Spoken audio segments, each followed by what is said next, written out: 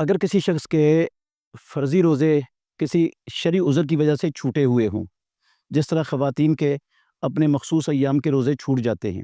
یا بندہ رمضان المبارک میں سفر پر تھا اور اس کے سفر کی وجہ سے کچھ روزے چھوٹ گئے ہیں، تو فرضی روزے چھوٹے ہوئے ہیں، اب شوال کے روزے وہ پہلے رکھے گا یا رمضان المبارک کے چھوٹے ہوئے روزوں کی قضائی پہلے دینا لازم ہے اور پھر اس کو شوال کے روزوں کا اجر ملے گا؟ اس میں اہل علم کا اختلاف ضرور ہے، مگر اس میں راجح بات یہی ہے کہ وہ اگر شوال کے روزے پہلے رکھ لے تو اس میں حرج کوئی نہیں ہے، جائز ہے، کیونکہ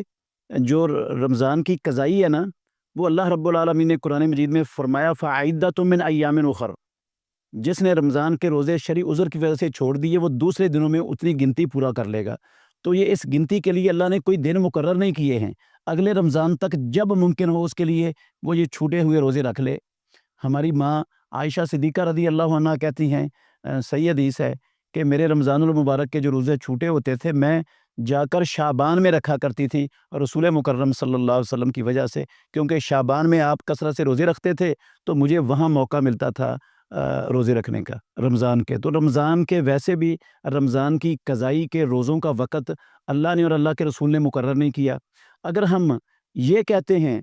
کہ پہلے وہ رمضان کی قضائی دے اور بعد میں شوال کے روزے رکھے تو پھر تو ہم نے اس کے لیے وقت مقرر کر دیا ہے۔ اللہ نے جس کو مطلق چھوڑا ہے ہمیں اس کو مقرر کرنے کا کیسے حق حاصل ہو گیا کہ ہم اس کو لازم قرار دے دیں کہ پہلے یہ رکھنے ہیں؟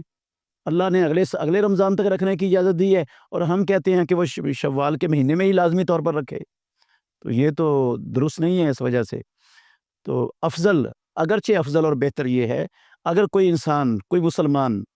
اس کے اندر استطاعت ہے، اسے مشقت نہیں ہے، کوئی پریشانی دقت پیش نہیں آتی، تو وہ پہلے جو قضائی کے روزے ہیں ان کے پورا کر لے اور بعد میں شوال کے رکھ لے، یہ افضل ہے، بہتر ہے، کیونکہ بندے کو زندگی کا پتہ نہیں ہوتا کب اس کی زندگی ختم ہو جانی ہے۔